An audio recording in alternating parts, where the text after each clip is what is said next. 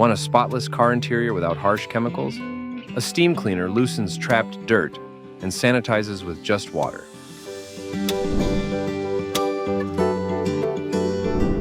Throw out any trash and remove things like child seats and floor mats. Vacuum thoroughly to remove any dirt from the interior.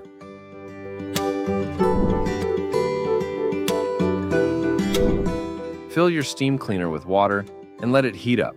Use an outdoor rated extension cord if needed to reach your whole vehicle. Attach the standard cleaning brush and go over the carpet and any fabric. Work quickly to avoid saturating upholstery.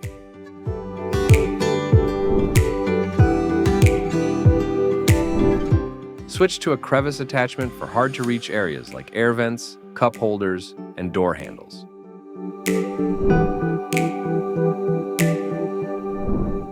Use a soft brush attachment or wrap a microfiber cloth around the nozzle of the steam cleaner to clean leather and vinyl surfaces like the seats, dashboard, and floor mats.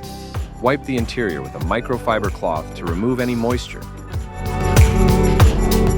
Steam cleaning gives you a deeper, chemical-free clean that also sanitizes.